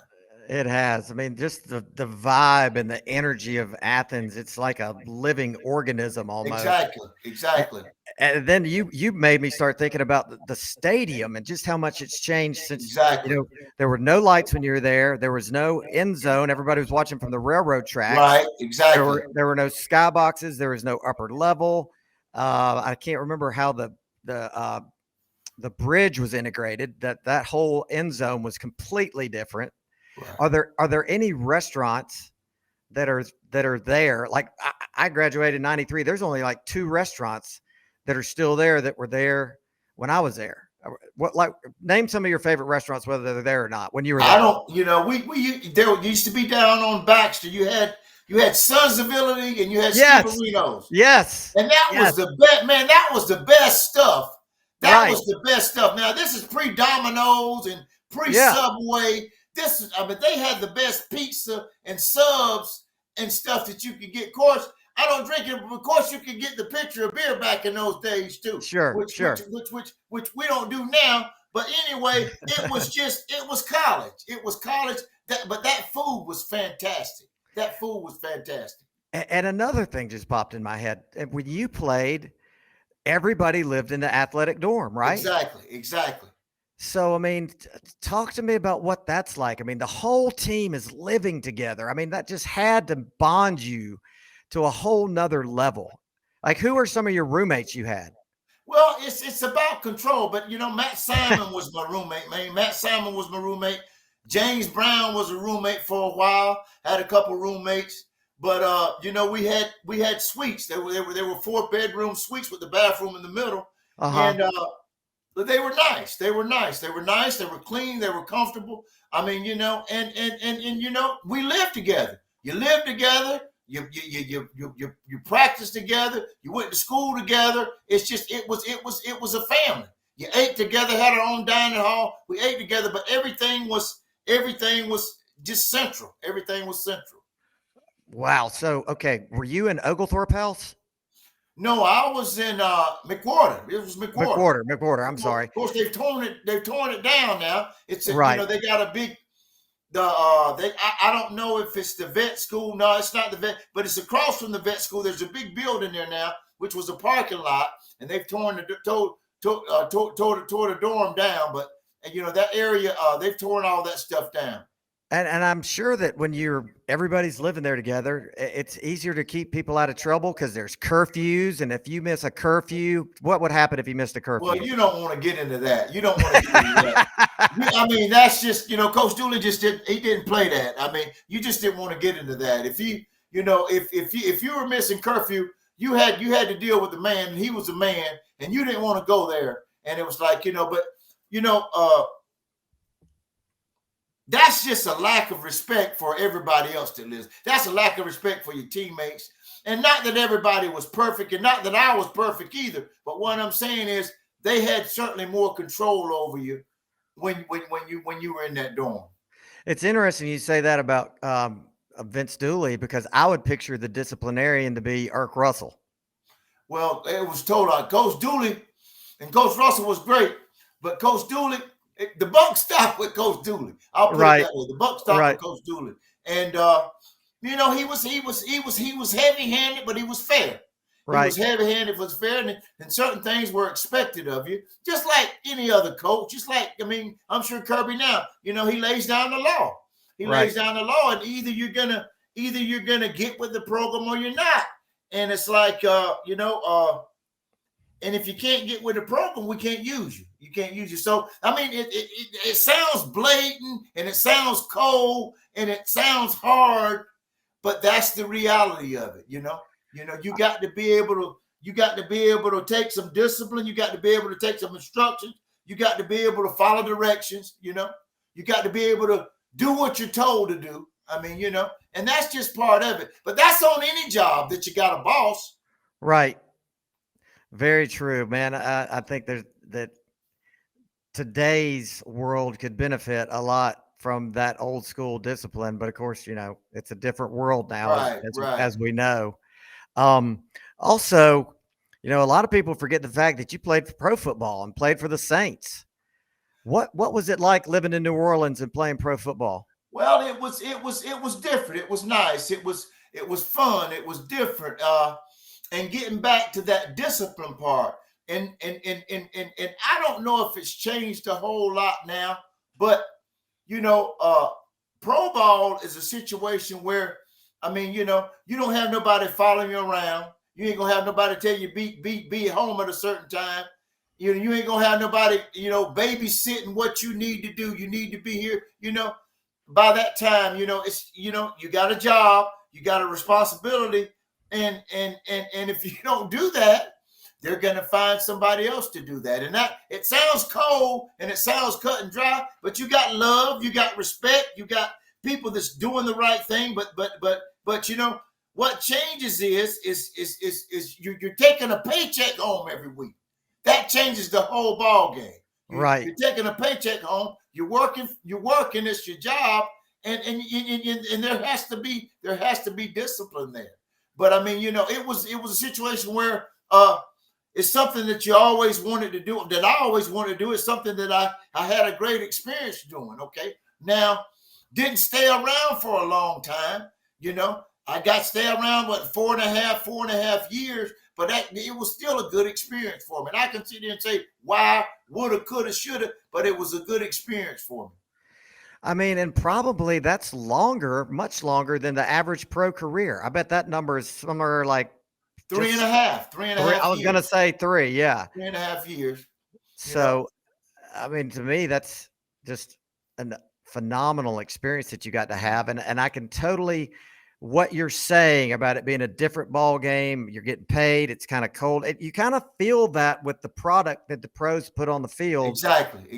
There's something that just feels a little bit artificial and inauthentic about it because, you know, they're playing for money and the college, they're playing for the joy of the game and they're playing for their school. And I know that NIL has changed that a little bit, but not all that much. So that's very insightful. That's interesting that you said that. Yeah. And it's just a different monster, man. And I think the college game, and this is something that even when I played, the college game is giving the player a little bit more freedom. I mean, you know, you got the fact that, you know, you got the transfer portal, you know, a kid that, and I'm not advocating that, but a kid doesn't have to sit there for 4 years. If he feels like he can go help somebody else or play for somebody else, he can go do it. Gives him a little bit more freedom. It gives him a little chance to get a little money in their pocket without having to duck, dodge, and hide about it. You know, and not feel like that there's something bad or there's something wrong with it. But a player is able to get some money in his pocket, and especially players that, you know, and I don't know how you know, but even in Athens, there's affluence there. Right. There's a lot of affluence on the University of Georgia campus. And not all of it's affluence, but a lot of it is affluence. So, you know, it's like, you know, at least you ought to have enough change to take your girlfriend out to dinner. You see what I'm saying? I could not agree. I'm not saying guys ought to get, but then again, like I say, I think the players benefit from that, and you're able to do some things. And nobody's saying you're going to get rich or this kind of thing, but still you're able to do some things to enjoy yourself. And I think I've always advocated for that. I could not agree more. And you're absolutely right. I mean, if you're an athlete playing football, you go into class and you're playing football, there's no time for anything else. You can't go get a job to take your girlfriend out. And it's against the rules to get a job. Right. Exactly. And so the school's making all this money. Unless it's in the summer, you can't even have a job. I mean, how silly did the NCAA look when they made Todd Gurley get into trouble for signing some helmets and that AJ Green got into trouble for signing some jerseys? It was just a terrible look. It was ridiculous. Right. And so now the fact that they're, you know, I'm all for NIL. I'm all for the transfer portal. You know, these guys are making their schools a lot of money. A lot of money. The football program is the economic engine of the school and of all sports at that school. And I'm all for them, you know, having enough money to take their girlfriend out to dinner and put gas in the car and oftentimes more than that. I'm all for it. Right. And you know, and the thing, and then you like I said, and it's just gives you a little more, but then again, at the same time, you know, responsibility comes along with all that. You know? Sure. Sure. And I think, you know, as long as, you know, and I think guys realize that, you know, you're going to be under the microscope a lot more, but responsibility, as this stuff gets better, more responsibility comes with it. You're going to be held accountable for what you do now. Oh yeah. And hopefully it teaches them how to start handling money and managing money and put together a budget. Realize that what's going out can't exceed what's coming in. Exactly. Just going back for a second, was Archie Manning your coach? I mean, your quarterback at New My Orleans? rookie year. Your rookie year? My rookie year, the Saints drafted me number 13 and 13 pick in the first round in 1982. Right. Archie was the quarterback. They signed me. Before training camp, we went into training camp down at Vero Beach, which was Dodger Town back in those days. Vero Beach, Florida is where the Dodgers had their spring training.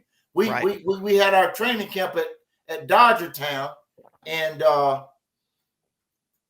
2 weeks, 3 weeks, maybe into my rookie year, Bum traded Archie before the season started. Preseason, I think we had a couple preseason games, but he traded Archie to Houston for Kenny Stabler, and there was an offensive lineman, All-Pro Leon Gray. So Leon Gray and Kenny came to the Saints, and Archie went over to Houston. That was before I played. That was my rookie year. Everything you tell me leads to 3 other questions. So first of all, you had Archie as one quarterback, and you had the Snake as your other quarterback. The Snake. I actually caught touchdowns from the Snake, caught balls from the Snake. Now, Archie, in an NFL game, I never, except for preseason, Right. They traded Archie before we really got into, we got into training camp, and before we played our first preseason game, he was traded to Houston, and they got Archie, and we got Kenny and Leon Gray. We got the quarterback and the offensive lineman for Manning. What was it like to play for Bum Phillips? It was exciting. Bum is the type man that, he's straight up, he gives you a lot of rope, sometimes maybe too much rope, But I mean, he asks you to be a man. He asks you to be a man, and it's like, certain stuff, just like anything else, you're representing this organization, you're representing this league, and you got to stand up and take responsibility. He love having a good time, love mixing it up a little bit, but make the main thing's got to be the main thing. Right. The main thing's got to be the main thing. So I'm just trying to just somehow envision, I mean, what is it like being straight out of college, a young professional football player in the city of New Orleans? And you've gone from rules about where you got to be, when you got to be there, when you got to go to bed, and now there's no rules. I mean, that had to be just unbelievable. Yeah, and that's where you got to grow up a little bit. Right. You got to grow up a little bit, and as quiet as it's kept, you've got guys that you ever hear the term, well, he's a pro, he's a professional. He's a pro. He acts like a pro. He carries himself like a pro. In that locker room, you got veterans in that locker room. And I mean, and not so much the coach or the organ, but that veteran's got a way of pulling your coattail and say, hey, man, I mean, we're getting out of bounds here a little bit, We need to make the main thing the main thing, Right. And it works better with some guys than it does others, But it's there. But for a number of reasons, you got to be able to navigate that thing with some smarts, And that's out there. The lifestyle's out there, but that's not why you're there. And you got to make the main thing the main. Nobody says you can't go to Bourbon Street, you can't go out and have a good time. But the nature of your job, is not gonna set well if you're doing that kind of stuff on a consistent basis. Now, and hell, if you're winning 16, 17 games a year, maybe you can get away with that. Right. But that's usually not the case, And certainly wasn't the case when I was in New Orleans. I mean, and everybody's job is on the line. From your GM to your coach to your players, and it's easier to fire one man than it is at that time 45. Sure. So everybody's job on the line. So it's his job to make sure he's putting the best product on the field. And he needs to be able, this is the biggie, he needs to be able to know he can count on you. And so, in other words, those veterans are watching you, and if they see you getting out of your lane, they might put their arm around you and say, "Hey, you're getting out of bounds a little bit. We need you to rein it in." Exactly. And keep the main thing the main thing. Because the main thing is playing on Sunday. Exactly. You know, because, you know, and it's kind of cut and dry, because if it goes to the, what they quote unquote, if it goes to the man, he's not going to be so nice, you know? Yeah. He's not going to, you're talking about, I mean, and the worst thing to do in that league is to think you can't be replaced, you know? Mm-hmm. I mean, you know, and you got some great players, but, and, you know, and this is one thing that he stressed, and I need to say this, I'm on this podcast, I need to stress this. He would say, we're all here to have a good time. We're blessed to be here. It's a great opportunity for all of us. Great opportunity for me. Great opportunity for you. We can make a good living. We can have some fun. We're doing what we want to do, you know. But he says, Mad Dog, he says, if you and me die today or tomorrow, you know, he says, come Sunday, they're going to have about 5 seconds of silence. And he said, they're going to kick it off. So you're not going to stop this show. You're not, I don't care who you are, you're not going to stop this show. And he would say stuff like that, you know. In other words, you know, he's got a job he's got to do too. And he's got to be able to have 45, 50, 53 people. He's got to have people that he can count on that are going to be at the right place at the right time, that are going to rein themselves in, that are going to make the main thing the main thing. And I'm not saying everybody's perfect, everybody's different, but do your job and do it in a way where, you know, you're not embarrassing the organization, you know. Nobody needs that, you know. Right. So you got to make the main thing, and he's got to be able to say, well, when push comes to shove, I can count on that guy. Well, I mean, you put it perfectly. I mean, everyone can be replaced. Exactly. And that applies to all walks of life. Anybody who's getting out of their lane in their job, you get cocky, you get confident, you can be replaced. Exactly. Everybody can be replaced. Exactly. And then the way he put it, about 5 seconds of silence and then they kick it off, man, that had to bring it home. And that's the kind of scenarios he would give you. I mean, we're all here. And I mean, he was the GM I got a job to do. You Right. got a job to do. I mean, you know, and to be honest with you, a lot of times it's like, you know, and regardless of, it's not about money, but if a guy's writing you a paycheck, I mean, you know, I mean, it's not because he loves you. Believe me. Right. It's not because he loves you. He's writing that paycheck because you got a job to do. Right. You know? And you know, a lot of people get that twisted. Yeah, there's some caring there. People care about you. But man, I mean, you're taking home a paycheck every week, you know? So there's a job here to do. There's a job here to do. And I mean, you know, and if you want to keep getting that paycheck, I mean, you're going to have to, at some point, you know, get with the program. Mm-hmm. You know? Mm-hmm. And nobody's going to beat you over the head like a kid and say, well, you got to do this, you got to do that, you know, there comes a time when you got to grow up. Well, you're exactly right. You're exactly right. And I guess people figure that out at different times. Exactly, Mad Dog. Exactly. And I mean, you know, people, you know, some guys get it early, some guys get it late, some guys never get it, you know.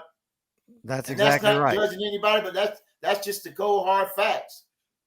I wish I'd grown up a lot sooner, if I'm being honest. Well, I mean, I'm in that boat too, but I mean, I thank God for my experience, but I'm in that boat also. Well, man, you have just shared some really, really insightful stuff with us. One thing I did want to ask you is about the bond that you have with Buck Bellew, because it's got to be something special. super guy, super friend, super supportive, always have been. Class act. He's a class act. Always have been. Always have been. And I laugh because during the recruiting process,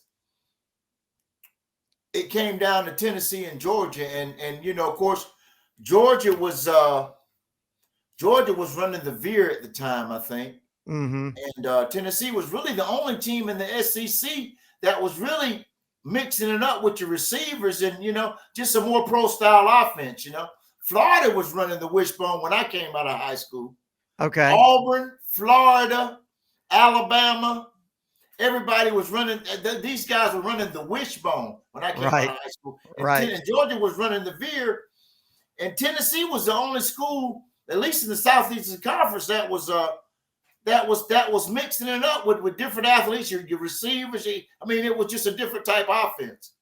And but I initially committed to Tennessee, but I felt like that one and Buck, he finally came back and committed to Georgia. And I said, well, if they're gonna sign a guy like Blue, they're gonna have to start doing. They're gonna do a little bit something different. That's the kind of guy you want as a teammate. Regardless of what you're running or what kind of offense, that's the kind of guy you want to play with. Blue's the type guy you want to play with. And, when you start getting people, and I think you see that a lot today, whereas, especially with these guys that, and Kirby, you talk about recruiting, he's burned it up since he's been at Georgia, man. And I'm sure all those great Alabama teams that they had over there, I'm sure he had a lot to do with that too. Oh, but yeah. These guys can recruit. They can recruit, and it makes a difference. And you see it all the time now. There are certain guys out there. Well, I would like to play with that guy if I could. Mm-hmm. And they've got him over here and shit. Maybe they're gonna do something different. I want to go play with this guy. Right. And that's he's the type guy that he's the type guy that you want to play with. And it's been that way ever since. On the recruiting trail in high school. Once he committed, it's like, well. This is a guy that I want to play with, and it's been a friendship ever since day one. Man, that is an awesome story. So, who was the coach that was your primary recruiter? Mike Cavin. Mike Cavin was an All-American quarterback at Georgia. Right. Mike Cavin. He was my main recruiter. He was my main recruiter. Did an excellent job, and he sold Georgia. He sold Georgia, and plus he sold my dad was leaning toward Tennessee. My dad, because of what, and I need to put this out here, Mad Dawg. Conrad Holloway. I don't know if you've ever heard of Conrad Holloway. The first black quarterback at Tennessee. Holloway. Yes, I have. He was from Alabama. And his story is Coach Brian brought him in and says, Condrich, we love you. We want you to play here. We'll do anything in the world to help you, but you cannot play quarterback. This is from Bear Bryant now. This had to be in 60s, wasn't it? This had to be 70. Okay. I think he was a starting quarterback at Tennessee in 73. Okay. 73 and 74. Okay, yeah. If I'm correct. And of course, the people at Knoxville said, come on, you can play quarterback. So what I'm saying is, and you had, and later on, and you had Derek Ramsey at Kentucky. Right. That was from Ocala, Florida. Derek played in the NFL for 13, 14 years. Matter of fact, he's an administrator up at the University of Kentucky now. So my dad was looking at the fact that as a young black guy, those are the type people that you want to deal with. Right. It's gonna, and get away from the status quo, I guess you can say. And there's nothing wrong with that. But then again, my My mother loved the University of Georgia. She loved the approach. She loved the coaches.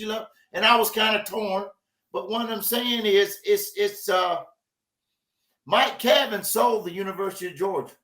He sold the University of Georgia. He sold it.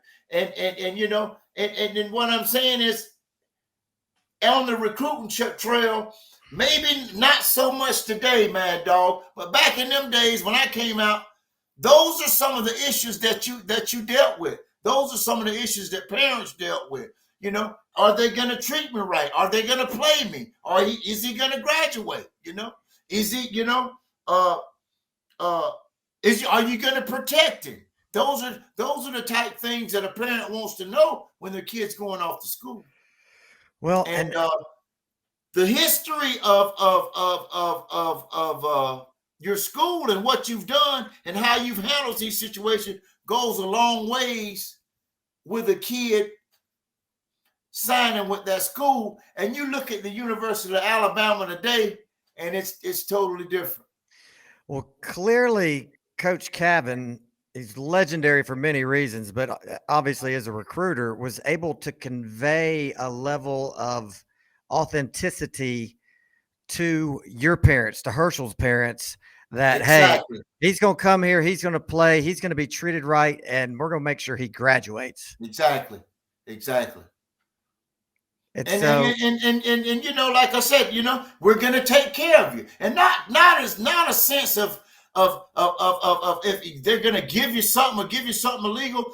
Taking care of you could be making sure your ass does the right thing, making sure you get up, making sure you go to class, making sure you do what you're supposed to do, making sure you stay out of trouble, making sure that you do what you're supposed to do.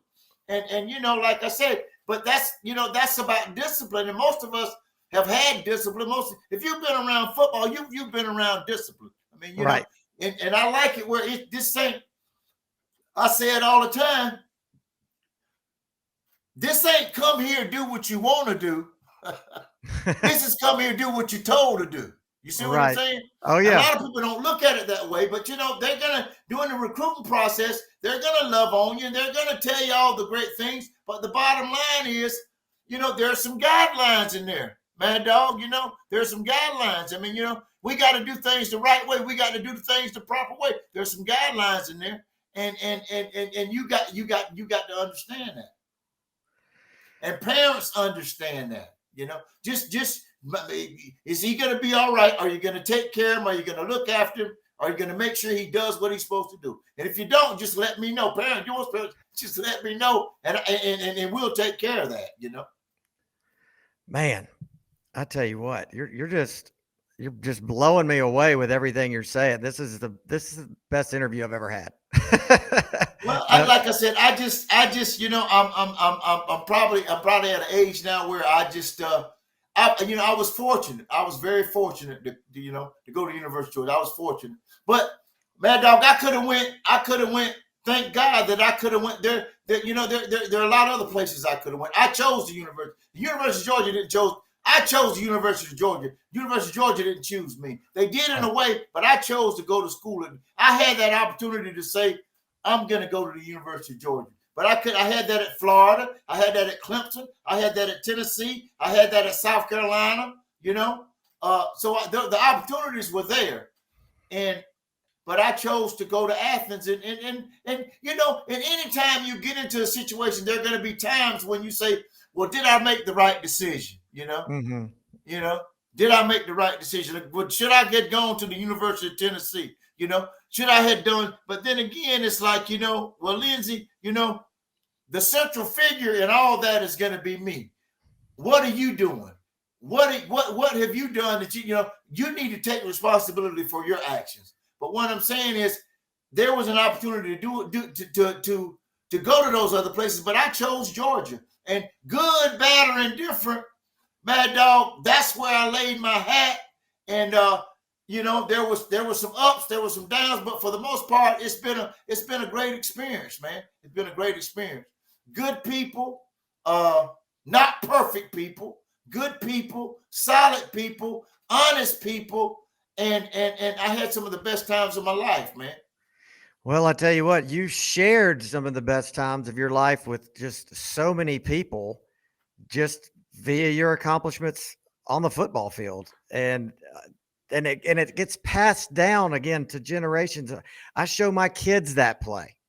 And they never really even got to hear Munson. Obviously, they didn't get to see you play, but they watch that play and they understand the gravity of it.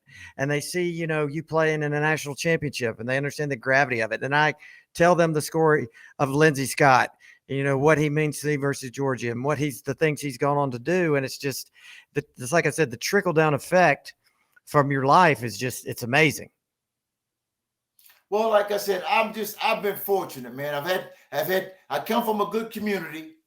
I come from a good background. I had great parents, great grandparents, great teachers, great coaches. I mean, I've been fortunate in so many ways, and people have always, thank God that somebody's always cared about me enough to tell me the truth. A lot of times, a lot of times you need to hear the truth, but a lot of people have invested themselves in the fact that Lindsay Scott didn't get where he got by himself. I had help from a lot of people, and all of them didn't look like me, Mad Dog. All of them didn't look like me. I had help from a lot of people, and that's what I try to share. And I try to take responsibility for my part, and that's all I can do. Take responsibility for my part. But for the most part, man, it's I'm sitting here talking to you tonight. I get fired up because I love the Dogs, and my mama, who's 82 years old, she called me during the during the Missouri game. And and she's 82 years old, and she said, Lord, Lindsay, these dogs will make you cuss. That's how I love it. Run. She said, Lord, these dogs will make you cuss, man. That's these so dogs will true. make you cuss. That's they awesome. pulled it out. Thank God they pulled it out. But it runs deep, man. And a lot of people don't realize when you make that commitment to a place like Georgia, it affects everybody, man, dog. It affects your mama, your daddy, your sisters, your brother, your community. It affects everybody. I was over in Blackshear, Georgia this past weekend. Took a picture with Stet's daddy and his brother, Right. And I know it's people, it runs deep, but what affects Stet affects his family. You see what I'm saying? Yeah. When Stet, and that's just for real. And a lot of times, we talked about Todd Gurley and we talked about AJ Green. What affects them? There are the people behind that story, man.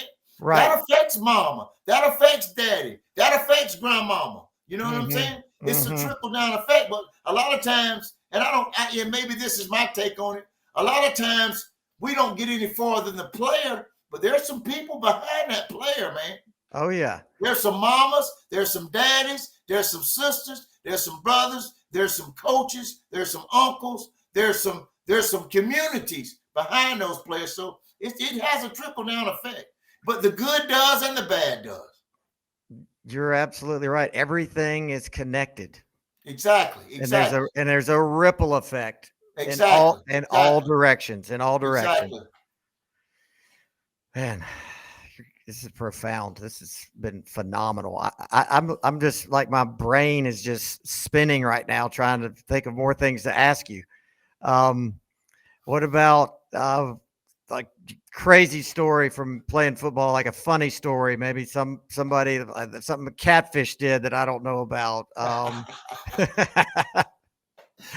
don't know, man. But I like I said, I've had so many great experiences with this thing, man, and I've learned to appreciate them, and I think that's you sometimes at least for me, I can't speak for anybody else. You get so far ahead of yourself about the future, or you might even get discouraged about what's in the past, but you really can't do nothing about, what's in the past. That's gone now. And you're not in the future, but, just learning how to enjoy where I'm at now, just learning how to enjoy people and enjoy the blessings that you have now. And that other stuff will take care of itself. but enjoying the moment. And that's what I've learned. Just enjoy the moment. But I had some great experiences at the UGA, man. It was like, and it was the simple stuff. It was the simple stuff. And it's like, for whatever reason, and maybe I'm giving you too much information, but oh no, I was one of those guys that, Mad Dog, I like to get amongst the people, man. I don't know, old Payne Hall, not Payne Hall, over there where it's next to Payne Hall, which is a boys' dorm. Those old dorms over there where you it's just like down home. I just like to get amongst the people, man.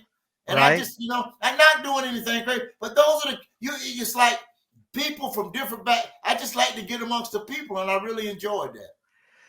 Basically, you wanted to get, you wanted to just not your experience to just be the football team. You wanted to experience all the people in the University of Georgia and in Athens. Exactly. To broaden your perspective and horizon. Exactly. Exactly. But I love that fact that university, and I'm sure it's that way at most universities. People are different. You can experience different things, different cultures, different whatever. But I just like to get amongst the people, man. And it's just so much simpler for me like that. Yeah, well, I mean, that's a great way to be. I'm trying to think of my takeaways from this. I got 2 takeaways are coming to mind from Lindsay Scott. 1, enjoy the moment. Exactly. Enjoy the moment. 2, keep the main thing the main thing. That's Kirby Smart, yeah. 3, them dogs will make you cuss. That's mama there, man. That's mama there. We're hoping there will be no profanity this weekend when we take the field against the lowly lizards of Florida. Well, man, Lindsay, thank you so much for taking the time to come on here and share these stories in your life with us, because it's been more than special, and it has been my honor to talk with you. You need to get up here to make it, and I'll buy you a round of golf, and I'll buy you a steak. Man, Dog, I appreciate you, man. And I appreciate you having me, man. I've enjoyed it. I appreciate you having me, man. I appreciate you having me. Let's make this an annual tradition at least. Let's do it. I'm with you. All right. Thanks again. All right, ladies and gentlemen, Lindsay Scott. Lindsay Scott! Oh, wow. This Halloween show might be the funnest show ever done. All right. So you see my shirt, Mailman for Heisman. You know where to get it. Online on the internet, on the interweb, www.themaddawg.com. Thanks to our guests. A special thanks to Lindsay Scott. He was so generous with his time. Come on the show, just poured his heart out to us about, everything. And I just cannot say thank you enough.